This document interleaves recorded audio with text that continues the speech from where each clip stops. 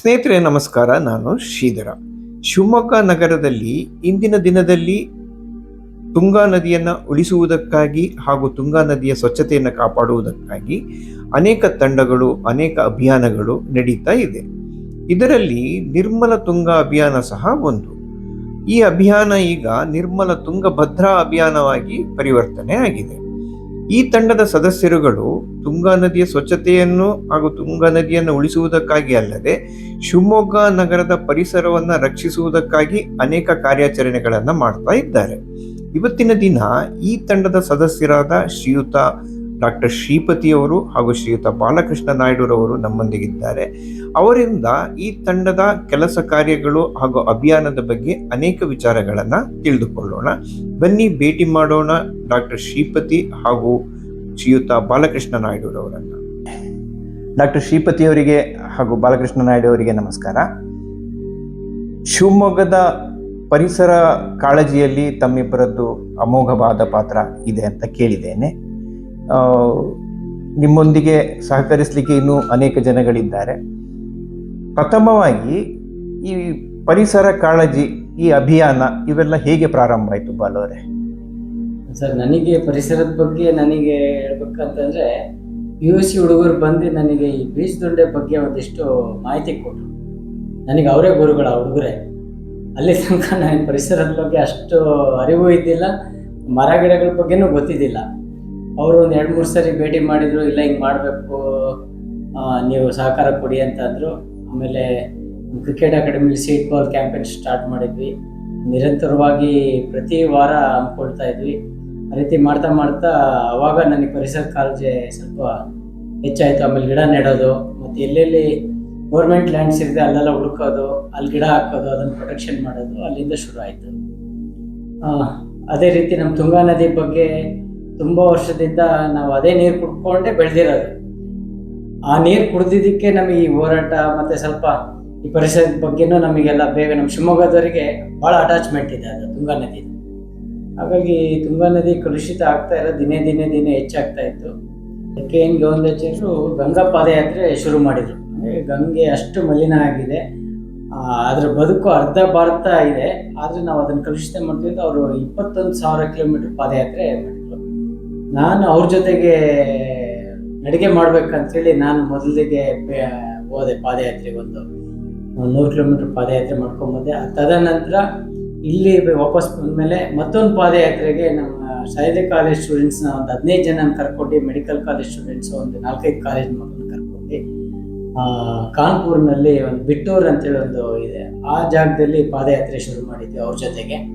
ಅಲ್ಲಿಂದ ಬಂದ ತಕ್ಷಣ ಆ ಸ್ಟೂಡೆಂಟ್ಸ್ಗಳೆಲ್ಲ ಸೇರಿಕೊಂಡು, ಇಲ್ಲ ನಮ್ಮ ತುಂಗಾ ನದಿಗೆ ನಾವೇನಾರು ಇಷ್ಟೆಲ್ಲ ಹೋಗಿ ನೋಡ್ಕೊಂಡ್ಬಂದು ಪಾದಯಾತ್ರೆ ಮಾಡಿದ್ವಿ, ನಮ್ಮ ತುಂಗಾ ನದಿಯನ್ನು ನಾವು ಉಳಿಸ್ಕೊಬೇಕು ಅಂತೇಳಿ ಅವರೆಲ್ಲ ಮಾತಾಡ್ಕೊಂಡಾಗ ಇದನ್ನು ನಾನು, ಕುಮಾರಸ್ವಾಮಿ ಸರು, ಆಮೇಲೆ ನಮ್ಮ ಶ್ರೀಪತಿ ಸರು, ಶಂಕರ್ ಸರ್ ಇವ್ರ ಜೊತೆ ಎಲ್ಲ ಕುತ್ಕೊಂಡು ಮಾತಾಡಿ ಪಾದಯಾತ್ರೆ ಶುರು ಮಾಡೋಣ, ನಮ್ಮ ತುಂಗಾ ನದಿ ಬಗ್ಗೆ ಅವೇರ್ನೆಸ್ ಮಾಡೋಣ ಅಂತೇಳಿ ಹೀಗೆ ನನ್ನ ಪರಿಸರ ಕಾಳಜಿ ಉಟ್ಕೊಳ್ತೆ ಸರ್. ಇದು ಅಭಿಯಾನ ಪ್ರಾರಂಭ ಮಾಡಿದ್ರಿ. ಯಾವುದೇ ಅಭಿಯಾನ ಅಥವಾ ಕಾರ್ಯ ಪ್ರಾರಂಭ ಮಾಡಿದಾಗ ತೊಂದರೆಗಳು ಸಹಜ. ನಿಮಗೆ ಈ ಪ್ರಾರಂಭದಲ್ಲಿ ಈ ಥರದ ತೊಂದರೆಗಳು, ಅಥವಾ ಈಗ ನಿಮ್ಮ ಜೊತೆಗೆ ನಿಮ್ಮ ಅಭಿಯಾನದಲ್ಲೇ ಸಮಾನ ಮನಸ್ಕರು ಅಂತ ಬರ್ತಾರೆ, ಎಲ್ಲರೂ ಸಹಕಾರನೂ ಇರ್ತದ ನಿಮ್ಮ ಅಭಿಯಾನದಲ್ಲಿ? ಇಲ್ಲ, ನಮ್ಮ ತುಂಗಾ ನದಿ ವಿಚಾರವಾಗಿ ನಮಗೇನು ತೊಂದರೆ ಆಗಲಿಲ್ಲ. ಯಾಕಂದರೆ ನಮ್ಮ ಮೋಟಿವ್ ಇದ್ದಿದ್ದು ಏನಂದರೆ ಒಂದು ಒಳ್ಳೆ ವಿಷನ್ ಇಟ್ಕೊಂಡೇ ಹೋಗಿದ್ದು. ಹಾಗಾಗಿ ನಮ್ಮ ತುಂಗಾ ನದಿ ಪಾದಯಾತ್ರೆಯಲ್ಲಿ ಮತ್ತು ಇಲ್ಲಿ ತನಕ ನಮ್ಮ ನಡಿಗೆ ಮತ್ತು ಈ ಪ್ರೋಸೆಸ್ ಏನೇನು ನಡೀತಾ ಇದೆ ಎಲ್ಲೂ ನಮಗೇನು ತೊಂದರೆ ಕೊಟ್ಟಿಲ್ಲ. ಜನರು ಅಷ್ಟೇ ಸಹಭಾಗಿತ್ವ ಇದೆ. ರಾಜಕಾರಣಿಗಳು ಮತ್ತು ಮಠಾಧೀಶರು ಜೊತೆಗೆ ಅಧಿಕಾರಿಗಳು ಎಲ್ಲರೂ ಸಹಕರಿಸ್ತಿದ್ದಾರೆ. ಮತ್ತು ಹಿರಿಯರು ನನಗೆ ಮಾರ್ಗದರ್ಶನ ಇದೆ. ಈಗ ಶ್ರೀಪತಿ ಸರ್ ಇದ್ದಾರೆ, ಶಂಕರ್ ಸರ್ ಮತ್ತು ಕುಮಾರಸ್ವಾಮಿ ಸರ್, ಇನ್ನಿತರರೆಲ್ಲ ಇದ್ದಾರೆ. ಅವ್ರ ಮಾರ್ಗದರ್ಶನದಲ್ಲಿ ನಾವೆಲ್ಲ ಮುಂದುವರಿತಾ ಇದ್ವಿ. ಪ್ರಾರಂಭದಲ್ಲಿ ಅಭಿಯಾನದಲ್ಲಿ ಏನು ಕಾರ್ಯ ಪ್ರಾರಂಭ ಮಾಡ್ಕೊಂಡಿದ್ರಿ? ನಾವು ಮೊದಲಿಗೆ ನಾವು ಏನು ಪ್ಲಾನ್ ಮಾಡಿದ್ವಿ ಅಂದರೆ, ಹುಡುಗರೆಲ್ಲ ಡಿಸ್ಕಷನ್ ಮಾಡಿ ಒಂದು ಪಾದಯಾತ್ರೆ ಮಾಡಬೇಕು, ಆದರೆ ನಾವು ಶೃಂಗೇರಿ ಟು ಹರಿಹರ ತನಕ ಮಾಡಬೇಕು ಅಂತ ಪ್ಲಾನ್ ಮಾಡಿದ್ವಿ ಮೊದಲಿಗೆ. ಆಮೇಲೆ ಎಲ್ಲ ಒಂದು ಮೀಟಿಂಗಲ್ಲಿ ಕೂತ್ಕೊಂಡು ನಾವೆಲ್ಲ ಚರ್ಚೆ ಮಾಡಿ, ಇಲ್ಲ ಮೊದಲಿಗೆ ದೊಡ್ಡ ಪಾದಯಾತ್ರೆ ಮಾಡೋದು ಸರಿ ಹೋಗಲ್ಲ, ನಾವು ಒಂದು ಗಾದ್ನೂರಿಂದ ಕೂಡ್ಲಿ ತನಕ ಮಾಡುವ, ಅಲ್ಲಿ ಏನೇನು ಅಡಚಣೆ ಬರುತ್ತೆ ಅದನ್ನ ನಿವಾರಿಸ್ಕೊಂಡು ಮುಂದಿನ ದಿನಗಳಲ್ಲಿ ನಾವು ದೊಡ್ಡ ಪಾದಯಾತ್ರೆ ಮಾಡೋಣ ಅಂತೇಳಿ ಚರ್ಚೆ ಆಯಿತು. ಅದ್ರ ಜೊತೆ ಕಾಲೇಜ್ಗಳನ್ನೆಲ್ಲ ಭೇಟಿ ಆದ್ವಿ, ಸುಮಾರು ಒಂದು 15-20 ಕಾಲೇಜಿನ ಭೇಟಿ ಆದ್ವಿ. ಕಾಲೇಜಿನ ಪ್ರಿನ್ಸಿಪಾಲು ಮತ್ತು ಅಲ್ಲಿನ ಸ್ಟೂಡೆಂಟ್ಸ್ ಲೀಡರ್ಸ್ ಎಲ್ಲ ಇಲ್ಲ ಇದು ಒಳ್ಳೆ ಸಬ್ಜೆಕ್ಟು, ನಾವೆಲ್ಲ ಕೈ ಜೋಡಿಸ್ತೀವಿ ಅಂತ ಬಂದರು ಮುಂದಕ್ಕೆ. ನಿರಂತರವಾಗಿ 2 ತಿಂಗಳು ಅದರ ಹಿರಿಯರ ಮಾರ್ಗದರ್ಶನದಲ್ಲಿ ನಾವು ಮುಂದುವರೆದ್ವಿ, ಸಕ್ಸಸ್ ಆದ್ವಿ. ಈಗ ನಿಮ್ಮ ಮುಂದೆ ಇದ್ವಿ ನಾವು. ಈಗ ಸರ್ಕಾರಿ ಅಧಿಕಾರಿಗಳು ಅಥವಾ ಈಗ ನೀವು ಅಭಿಯಾನ ಪ್ರಾರಂಭ ಮಾಡಿದ್ದೀರಿ, ನೀವು ಯಶಸ್ಸು ಎಷ್ಟು ಮಟ್ಟಿಗೆ ಸಿಕ್ಕಿದೆ ನಿಮ್ಮ ಅಭಿಯಾನದಲ್ಲಿ? ಯಶಸ್ಸು ತುಂಬಾ ನಮಗೆ ಸಿಕ್ಕಿದೆ. ಒಂದು ನಮ್ಮ ಶಿವಮೊಗ್ಗದಲ್ಲಿ ತ್ಯಾವರಿಚೆಟ್ನಲ್ಲಿ ಒಂದು STP ಸಿವಿಯರ್ ಟ್ರೀಟ್ಮೆಂಟ್ ಪ್ಲಾಂಟ್ ಇದೆ.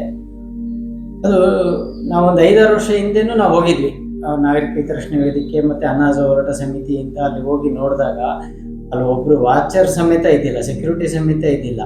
ಅಧಿಕಾರಿಗಳಿಗೆ ಕರೆದು ಇದೇನಿದೆ, ಯಾವಾಗ ರನ್ ಆಗುತ್ತೆ ಅಂತ ಕೇಳ್ತಾ ಇದ್ವಿ. ಅವ್ರು ಏನೋ ಉತ್ತರ ಕೊಟ್ಟು ಹೋಗ್ತಾ ಇದ್ರು. 4-5 ವರ್ಷ ಆದ ನಂತರ ನಾವು ಪಾದಯಾತ್ರೆ ಮಾಡಿ ಮತ್ತೆ ನಾವು ಅಧಿಕಾರಿಗಳನ್ನ ಭೇಟಿ ಮಾಡ್ಬೇಕಾದ್ರೆ ನಮ್ಮ ಅಧಿಕಾರಿಗಳ ಈ ಮನಸ್ಥಿತಿ ಬದಲಾವಣೆ ಆಗಿತ್ತು. ಅಂದರೆ ಅಷ್ಟು ಅವೇರ್ನೆಸ್ ಕೊಟ್ಟಿದ್ವಿ ನಾವು ಶಿವಮೊಗ್ಗದಲ್ಲಿ, ಮತ್ತು ಜನನು ಮತ್ತು ಸ್ಟೂಡೆಂಟ್ಸು ಭಾಳ ಚೆನ್ನಾಗಿ ಸಪೋರ್ಟ್ ಸಿಕ್ತು. ಆಮೇಲೆ ಅಧಿಕಾರಿಗಳ ಜೊತೆ ಮೀಟಿಂಗ್ ಮಾಡಿದ್ವಿ. ಅದಾದಮೇಲೆ ಆ STP 40 ಎಕರೆ ಬೌಂಡ್ರಿನಲ್ಲಿ ಆ ಪಾಂಡ್ಗಳನ್ನೆಲ್ಲ ಕಳೆ ಬೆಳೆದಿತ್ತು, ಅದನ್ನೆಲ್ಲ ಸ್ವಚ್ಛತೆ ಮಾಡಿ ಕ್ಲೀನ್ ಮಾಡಿ ಅವರು 1.5-2 ತಿಂಗಳಿನಲ್ಲಿ ಆ ಮೋಟ್ರನ್ನೆಲ್ಲ ರಿಪೇರಿ ಮಾಡಿ, ಆ ಫ್ಯಾನ್ ಎಲ್ಲ ತಿರುಗ್ತಿದ್ದಿಲ್ಲ, ಮೋಟ್ರ್ ಹಾಳಾಗಿತ್ತು. ನಮ್ಮ ಪಾದಯಾತ್ರೆ ಆಗಿ 2-3 ತಿಂಗಳಲ್ಲಿ ಅದು ರನ್ನಿಂಗ್ ಕಂಡೀಷನಿಗೆ ತಂದರು. ಆವತ್ತಿನ DC ಡಾಕ್ಟರ್ ಸೆಲ್ವಮಣಿಯವರು ನಮಗೆ ಭಾಳ ಒಳ್ಳೆ ಸಹಕಾರ ಕೊಟ್ಟರು. ಅಧಿಕಾರಿಗಳು ವಿಶೇಷವಾಗಿ KUWS ಮತ್ತು ಮಹಾನಗರ ಪಾಲಿಕೆಯರು ನಾವೇನೇನು ಹೇಳ್ತೀವೋ ಅದನ್ನು ಅಂತಂದು ಮಾಡಿಕೊಂಡೇ ಬಂದರು. ಆ ರೀತಿ ನಾವು ಅವ್ರನ್ನ ವಿಶ್ವಾಸಕ್ಕೆ ತಗೊಂಡು, ಜೊತೆಗೆ ನಮ್ಮ ಲೋಕಲ್ MLA ವಿಶ್ವಾಸಕ್ಕೆ ತಗೊಂಡು ಅವ್ರ ಜೊತೆಗೆ ಮೀಟಿಂಗ್ ಮಾಡಿ, ಕೆಳಹಂತ ಅಧಿಕಾರಿಗಳ ಹತ್ರ ಮೀಟಿಂಗ್ ಮಾಡಿ, ಮತ್ತು ಈ UGD ಕೆಲಸ ಮಾಡೋರಿದ್ದಾರೆ, ಈಗ ಅಧಿಕಾರಿಗಳು ಆಫೀಸಲ್ಲಿ ಕೂತಿದ್ದಾರೆ, UGD ಕೆಲಸ ಮಾಡ್ತಾರಲ್ಲ ಅವರಿಗೆ ಇದ್ರದ್ದು ತುಂಬ ಮಾಹಿತಿ ಇತ್ತು, ಎಲ್ಲೆಲ್ಲಿ ಪ್ರಾಬ್ಲಮ್ ಇದೆ ಅವ್ರ ಹತ್ರ ಎಲ್ಲ ನಾವು ಹೋಗಿ ಚರ್ಚೆ ಮಾಡಿ ಏನೇನು ಸಮಸ್ಯೆ ಇದೆ ನಮ್ಮ ಶಿವಮೊಗ್ಗಕ್ಕೆ, ನಿಮಗೇನು ಸಮಸ್ಯೆ ಆಗ್ತಿದೆ, ಬ್ಲಾಕೇಜ್ ಆದರೆ ಮತ್ತು ಯಾಕೆ ನಮ್ಮ ನೀರು ಹಿಂಗಾಗಿದೆ ಅಂತೇಳಿ ಅವರು ಭಾಳ ಚೆನ್ನಾಗಿ ಒಳ್ಳೆ ಮಾಹಿತಿ ಕೊಟ್ಟರು.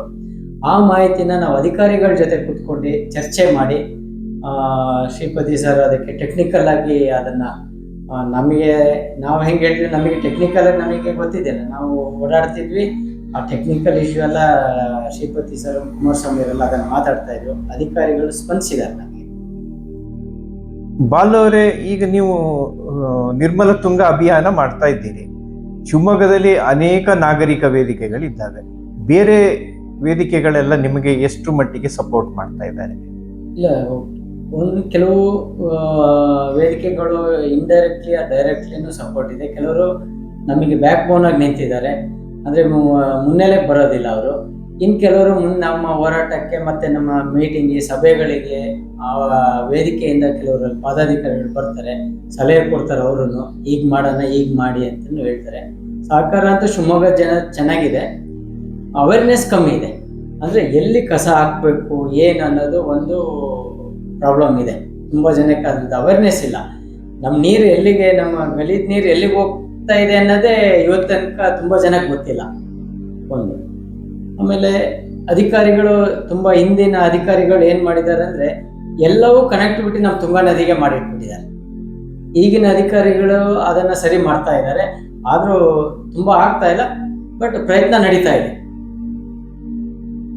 ನಿಮ್ಮ ಅಭಿಯಾನದಲ್ಲಿ ನಮ್ಮ ಯುವ ಶಕ್ತಿ ಎಷ್ಟು ಮಟ್ಟಿಗೆ ನಿಂತ್ಕೊಂಡಿದ್ದಾರೆ ನಿಮ್ಮೊಟ್ಟಿಗೆ? ಈ ಕಾಲೇಜ್ ಹುಡುಗರು ತುಂಬ ಚೆನ್ನಾಗಿ ಸಪೋರ್ಟ್ ಮಾಡ್ತಾ ಇದ್ದಾರೆ. ಅವರು ಯಾವ ಫ್ರೀ ಟೈಮ್ನಲ್ಲಿ ಆದಷ್ಟು ಎಷ್ಟಾಗುತ್ತೋ ಅಷ್ಟು ನಮ್ಮ ಜೊತೆ ಕೈ ಜೋಡಿಸ್ತಾರೆ. ಈವನ್ ನಮ್ಮ ಪಾದಯಾತ್ರೆ ಟೈಮ್ನಲ್ಲಿ ಸಕ್ಸಸ್ ಆಗಿದ್ದೇ ಆ ಯುವ ಜನತೆಯಿಂದನೇ. ಕಾಲೇಜ್ ಸ್ಟೂಡೆಂಟ್ಸು ತುಂಬ ಚೆನ್ನಾಗಿ ಸಪೋರ್ಟ್ ಮಾಡಿದರು. ಮತ್ತು ಪ್ರಚಾರನೂ ಅವರೇ ಮಾಡಿದ್ದರು. ಸೈದ್ರಿ ಕಾಲೇಜು ಮತ್ತು ಮೆಗನ್ ಹಾಸ್ಪಿಟ್ಲು, ಸಿಮ್ಸ್ ಕಾಲೇಜು, ಆಮೇಲೆ ಕಾಮರ್ಸ್ ಕಾಲೇಜು ಸ್ಟೂಡೆಂಟ್ಸ್ ಎಲ್ಲ ಇನ್ವಾಲ್ವ್ ಆಗಿ ತುಂಬ ಚೆನ್ನಾಗಿ ನಮಗೆ ಸಪೋರ್ಟ್ ಮಾಡಿದರು. ಶ್ರೀಪತಿ ಸರ್, ಒಂದು ನಗರ ತುಂಬ ವೇಗವಾಗಿ ಬೆಳೀತಾ ಇರುತ್ತೆ. ವೇಗದ ಗತಿಯನ್ನು ತಿಳ್ಕೊಳ್ಳೋದೇ ಒಂದಷ್ಟು ಕಾಮಗಾರಿಗಳು ನಡೆದಿರುತ್ತೆ. ಇದನ್ನೆಲ್ಲ ಸರಿಪಡಿಸುವಂತ ವ್ಯವಸ್ಥೆ ಹೇಗೆ? ಅದೇ ಈಗ ಟೌನ್ ಪ್ಲಾನಿಂಗ್ ಅಂತ ಒಂದಿದೆ, ಕೆಲವು ಮಾಡೆಲ್ ಟೌನ್ಗಳು ಇದೆ. ಈಗ ಚಂಡೀಗಢ ಹೇಳ್ತಾನೆ, ಹಾಗೆ ಕೆಲವು ಇದೆ. ಹೊಸ ನಗರ ಆದ್ರೆ ಪ್ಲಾನ್ ಮಾಡಿ ಎಷ್ಟು ಜನಸಂಖ್ಯೆಗೆ ನಾವು ಪ್ಲಾನ್ ಮಾಡಬೇಕು, ಯಾವ ರೀತಿ ಜನಸಂಖ್ಯೆ ಬೆಳೆಯುತ್ತೆ ಅಂತ ಒಂದು ಅಂದಾಜು ಮಾಡಿ ಅದಕ್ಕೆ ತಕ್ಕಂಗೆ ಎಲ್ಲ ವ್ಯವಸ್ಥೆಗಳನ್ನ, ಅದು ತ್ಯಾಜ್ಯ ವಿಲೇವಾರಿ ಇರ್ಬೋದು, ಎಲೆಕ್ಟ್ರಿಸಿಟಿ ಇರ್ಬೋದು, ರಸ್ತೆಗಳಿರ್ಬೋದು, ಎಲ್ಲ ಬೇಸಿಕ್ ನೀಡ್ಸ್ ಏನೇನಿದೆ ಆರೋಗ್ಯದ್ದು ಎಲ್ಲದನ್ನು ಮಾಡ್ಲಿಕ್ಕೆ ಸಾಧ್ಯ. ಆದ್ರೆ ಇದ್ದಂತಹದ್ದು ಒಂದು ನಗರ ದೊಡ್ಡ ಸಡನ್ ಆಗಿ ಅಥವಾ ತಕ್ಷಣ ಯಾವುದೋ ಕಾರಣಗಳಿಂದ ದೊಡ್ಡದಾಗಿ ಬೆಳೀತಾ ಹೋದ್ರೆ ಈ ಏನು ಮೂಲಭೂತ ಅವಶ್ಯಕತೆಗಳಿದೆ ಇದನ್ನ ಪೂರೈಸಕ್ಕೆ ಯಾವುದೇ ಅಧಿಕಾರಿಗಳಿಗೂ ಕಷ್ಟ ಆಗುತ್ತೆ. ಶಿವಮೊಗ್ಗಕ್ಕೆ ಬಂದಿರೋದು ಸಹ ಅಂಥದ್ದೇ ಒಂದು ಸಮಸ್ಯೆ. ಈಗ ಬೆಂಗಳೂರನ್ನ ಉದಾಹರಣೆಗೆ ತಗೊಂಡ್ರೆ, ಬೆಂಗಳೂರು ಎಷ್ಟು ವೇಗವಾಗಿ ಬೆಳೀತಾ ಇದೆ ಅಂದ್ರೆ ನೀವು ಏನೇ ಮಾಡಿದ್ರು ಬೆಂಗಳೂರಿಗೆ ನೀರು ಕೊಡಕ್ಕಾಗಲ್ಲ, ಏನೇ ಮಾಡಿದ್ರು ಅದೇ ಟ್ರಾಫಿಕ್ ಜಾಮ್ ಕಡಿಮೆ ಮಾಡಕ್ಕಾಗಲ್ಲ, ಎಲ್ಲಾ ಸಮಸ್ಯೆಗಳು ಇದೆ. ಅದು ತ್ಯಾಜ್ಯನೂ ವಿಲೇವಾರಿ ಮಾಡೋಕ್ಕೂ ಆಗಲ್ಲ. ಅದೇ ರೀತಿ ಈಗ ಶಿವಮೊಗ್ಗಕ್ಕಾಗಿದೆ. ಹಿಂದೆ ನಮ್ಮಲ್ಲಿ ತುಂಗಾ ನದಿ ಇತ್ತು, ಈಗಲೂ ಇದೆ. ಹಿಂದೆ ಬಹಳ ನೀರು ಅದರಲ್ಲಿ ಸಾಕಷ್ಟಾಗಿ ಹರಿತಾ ಇತ್ತು, ಬೇಸಿಗೆನಲ್ಲೂ ಸಾಕಷ್ಟು ನೀರು ಹರಿತಾ ಇತ್ತು.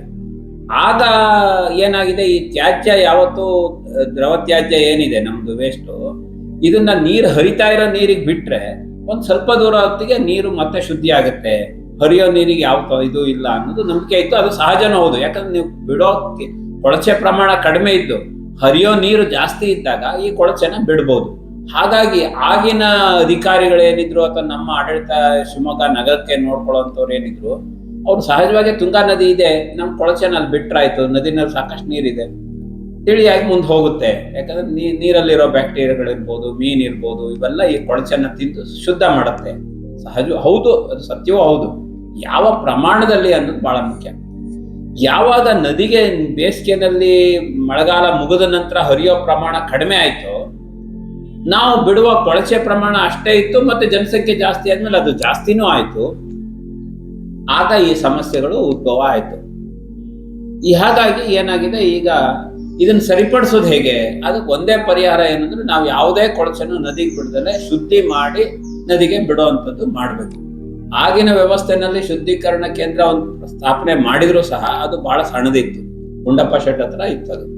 ಅದು ಸರಿಯಾದ ರೀತಿಯಲ್ಲಿ, ಅದು ಪ್ರೈಮರಿ ಟ್ರೀಟ್ಮೆಂಟ್ ಅಂತ ಹೇಳ್ತಾರೆ. 3 ಹಂತಗಳಲ್ಲಿದೆ, ಪ್ರೈಮರಿ, ಸೆಕೆಂಡ್ರಿ, ಟರ್ಷಿಯರಿ, ಈ ತರದ್ದು ಇದೆ. ಟರ್ಷಿಯರಿ ಅಂತಂದ್ರೆ ಅದನ್ನ ನೀವು ಮತ್ತೆ ನೀವೇ ಬಳಸ್ಬೋದು, ಆ ಹಂತಕ್ಕೆ ಶುದ್ಧಿ ಮಾಡೋದು. ಸೆಕೆಂಡ್ರಿ ಅಂದ್ರೆ ನದಿಗೆ ಬಿಡಬಹುದು ಅಂತ. ನಾವು ಪ್ರೈಮರಿ ಹಂತದಲ್ಲಿ ಇರೋದನ್ನ ಶುದ್ಧಿ ಮಾಡಿ ಪ್ರೈಮರಿ ಹಂತದಲ್ಲಿ ನದಿಗೆ ಬಿಡ್ತಾ ಇದ್ವಿ. ಈಗ ಕೊಳಚೆ ಪ್ರಮಾಣ ಜಾಸ್ತಿ ಆದಾಗ ಸಹಜವಾಗಿ ನದಿನಲ್ಲಿ ವಾಸನೆ ಬರೋದು, ಗಲೀಜಾಗೋದು, ಯಾರು ನದಿ ಕೆಳಗಡೆ ಊರಿನ ಗ್ರಾಮಗಳಿಗೆ ಕಾಯಿಲೆಗಳು ಜಾಸ್ತಿ ಆಗೋದು, ಅದು ಚರ್ಮದ ಕಾಯಿಲೆ ಇರ್ಬೋದು, ಮತ್ತೊಂದಿರ್ಬೋದು, ಹೀಗೆ ಪ್ರಾರಂಭ ಆಯ್ತು. ಇದು ಈಗ ಹೊಸದಾಗಿ ನಾವು ಯೋಚನೆ ಮಾಡಬೇಕಾಗಿದೆ. ಹೇಗೆ ಶಿವಮೊಗ್ಗ ನಗರನ ನಾವು ತ್ಯಾಜ್ಯ ಮುಕ್ತ ಮಾಡಬೇಕು, ಅದು ದ್ರವ ಇರ್ಬೋದು, ಘನ ತ್ಯಾಜ್ಯ ಇರ್ಬೋದು. ಆ ನಿಟ್ಟಿನಲ್ಲಿ ಈ ತುಂಗಾ ಅಭಿಯಾನ ಪ್ರಾರಂಭ ಆಗಿದೆ. ಒಂದಿಷ್ಟು ಪ್ರಾರಂಭ ಹಂತದಲ್ಲಿ ಒಂದಿಷ್ಟು ಯಶಸ್ಸು ಸಿಕ್ಕಿದೆ, ಅದು ಇದು ಮುಗಿದಿಲ್ಲ. ಈಗಲೂ ಸಹ ಇವತ್ತಿಗೂ ಶಿವಮೊಗ್ಗದ ಹೆಚ್ಚಿನ ಭಾಗದ ಕೊಳಚೆ ನೀರು ನೇರವಾಗಿ ನದಿಗೆ ಸೇರ್ತಾ ಇದೆ. ಹೆಚ್ಚಿನ ಭಾಗ ಏನು, ಇನ್ನೂ ಶುದ್ಧೀಕರಣ ಘಟಕ ರಿಪೇರಿ ಆಗಿದೆ, ಅದು ಕೆಲಸ ಮಾಡ್ತಾ ಇದೆ. ಇಷ್ಟು ದೊಡ್ಡ ನಗರ, ಸುಮಾರು 4 ಲಕ್ಷ ಜನಸಂಖ್ಯೆ ಇರುವಂತ ನಗರದ ವೇಸ್ಟ್ ಅತಿ ಕಡಿಮೆ ಹರಿತಾ, ಬೇಸಿಗೆನಲ್ಲಿ ಹರಿಯುವಂತ ಕಡಿಮೆ ನೀರಿಗೆ ಸೇರಿದಾಗ ನದಿಯಲ್ಲಿ ಹರಿಯುವ ನೀರು 3/4 ಭಾಗ ಕೊಳಚೆ ನೀರಾಗಿದೆ. ಹಾಗಾಗಿ ಇದು ಸಮಸ್ಯೆ ಬಂದಿದೆ. ಇದನ್ನ ಬಗೆಹರಿಸ್ತಾ ಇದ್ರೆ ನದಿ ಸತ್ತೋಗುತ್ತೆ. ಈಗ ಬೆಂಗಳೂರಿನ ವೃಷಭಾವತಿ ಆದ ಹಾಗೆ ಶಿವಮೊಗ್ಗ ತುಂಗಾ ನದಿ ಆಗೋದು ಸತ್ಯ. ನೀವು ಕೊಳಚೆ ನೀರಿನ ಬಗ್ಗೆ, ನದಿಗೆ ಸೇರ್ತಾ ಇರೋದ್ರ ಬಗ್ಗೆ ಹೇಳಿದ್ರಿ. ಇದಕ್ಕೆ ಅನೇಕ ವ್ಯವಸ್ಥೆಗಳು, ಸರಿ ಮಾಡ್ಲಿಕ್ಕೆ ವ್ಯವಸ್ಥೆಗಳು ಇದೆ ಅಂತ ಹೇಳಿದ್ರಿ. ಈಗ ಲೈಕ್ ವೆಟ್ವೆಲ್, STP ಅಂತೆಲ್ಲ ಹೇಳಿದ್ರಿ. ನೀವು ಅಭಿಯಾನ ಪ್ರಾರಂಭ ಮಾಡಿದಾಗಿನ ಪರಿಸ್ಥಿತಿಗೂ ಈಗಿಗೂ ಹೇಗಿದೆ? ಈಗ ಬಾಲು ಅವರು ಮೊದಲೇ ಹೇಳಿದ ಹಾಗೆ, ಅಭಿಯಾನಕ್ಕೆ ಮುಂಚೆ ಈಗಿರೋ STP ಕೆಲಸ ಮಾಡ್ತಾ ಇರ್ಲಿಲ್ಲ. ಅದಕ್ಕೆ ಅವ್ರು ಕಾರಣ ಕೊಟ್ಟಿದ್ದು ಕರೋನಾ ಕಾಲ ಆಗಿದ್ರಿಂದ ನಿಂತಿದೆ. ಆದ್ರೆ ನಾವು ಕೊಳಚೆ ಬಿಡೋದು ನಿಲ್ಸಿಲ್ಲ, ಅದು ನಮಗೆ ಗೊತ್ತಿರ್ಬೇಕು. ಆದ್ರೆ ಕೊರೋನಾ ಇದ್ದಿದ್ರಿಂದ STP ಕೆಲಸ ನಿಂತಿದೆ. ಅದಕ್ಕೆ ಮುಂಚೆ ಕೆಲಸ ಮಾಡ್ತಾ ಇತ್ತು, ಈಗ ಮತ್ತೆ ಪ್ರಾರಂಭಿಸ್ತೀವಿ ಅನ್ನೋ ಮಾತನ್ನ ಹೇಳ್ತಾ ಇದ್ವಿ. ಆದ್ರೆ ನಾವು ಮೇಲೆ ಬರೇ ಒಂದು ಅಭಿಯಾನ ಮಾಡೋದು ಅಂತಂದ್ರೆ ಪಾದಯಾತ್ರೆ ಮಾಡಿ ಜನಗಳಿಗೆ ಮಾಹಿತಿ ಕೊಡೋದು ಅಷ್ಟೇ ಅಲ್ಲ, ಮುನ್ಸಿಪಾಲಿಟಿ ಕಾರ್ಪೊರೇಷನ್ ಅಧಿಕಾರಿಗಳ ಜೊತೆನೂ ಸಹ ಸಭೆಗಳನ್ನ ಮಾಡಿ ಮೇಲೆ ಒತ್ತಡ ಹಾಕಿದ್ವಿ. ಆಮೇಲೆ ಮಾಧ್ಯಮಗಳಲ್ಲಿ ಇದು ಬಹಳಷ್ಟು ಪ್ರಚಾರ ಆಯ್ತು. ಈ ತರ ಚರ್ಚೆಗಳು, ಪಾದಯಾತ್ರೆ ಬಗ್ಗೆ ಎಲ್ಲ ಆಗ್ತಾ ಇದ್ದಿದ್ದರಿಂದ ಆಮೇಲೆ ಪತ್ರಿಕಾಗೋಷ್ಠಿಗಳು, ಮಾಧ್ಯಮದಲ್ಲಿ ಯಾವಾಗ ದಿನನಿತ್ಯ ತುಂಗಾ ನದಿ ಹೀಗಾಗಿದೆ, ಈ ತರ ಆಗ್ತಾ ಇದೆ ಅಂತ ಪ್ರಚಾರ ಬಂತು, ಅಧಿಕಾರಿಗಳಿಗೂ ಸಹ ಇದು ಹೌದು ಇದನ್ನೇನೋ ಮಾಡ್ಬೇಕು ಅನ್ನೋ ಒಂದು ಮನಸ್ಸಿಗೆ ಬಂದಾಗ STP ರಿಪೇರಿ ಮಾಡ್ಲಿಕ್ಕೆ ಪ್ರಾರಂಭ ಮಾಡಿದ್ರು. ರಿಪೇರಿ ಆಯ್ತು. ಆದ್ರೂ ಸಹ ನಮ್ಮ ಏನು ಕೊಳಚೆ ಅಂಡರ್ ಗ್ರೌಂಡ್ UGD ಸಿಸ್ಟಮ್ ಇದೆಯಲ್ಲ, ಹಿಂದೆ ಮಾಡಿದ್ದು ಹಾಳಾಗಿದೆ. ಈಗ ಹೊಸ ಲೇಔಟ್ಗಳು ತುಂಬಾ ಆಗಿದೆ. ಅವುಗಳ ಏರಿಳಿತ ಅಂದ್ರೆ ನೆಲದ ಎತ್ತರ ತಗ್ಗು ಎಲ್ಲ ಬಹಳ ಇರುತ್ತೆ. ಎಲ್ಲದನ್ನು ಒಂದ್ ಕಡೆ ತಗೊಂಡೋಗೋದು ಕಷ್ಟ. ಹಾಗಾಗಿ ವೆಟ್ ವೆಲ್ಗಳನ್ನ ಮಾಡಿದ್ರು. ಎಲ್ಲಿ ತಗ್ಗು ನದಿ ಹತ್ರ ಒಂದು ಭಾಗದಲ್ಲಿ ಬರೋ ನೀರನ್ನ ಅಲ್ಲಿ ವೆಟ್ ವೆಲ್ ಅಲ್ಲಿ ಕಲೆಕ್ಟ್ ಮಾಡಿ ಅದನ್ನ ಪಂಪ್ ಮಾಡಿ ನೇರವಾಗಿ STPಗೆ ಮಾಡೋದು. ಈ ತರದ್ದು ಒಂದಿಷ್ಟು ಪ್ಲಾನ್ಗಳನ್ನ ಮಾಡಿದ್ರು.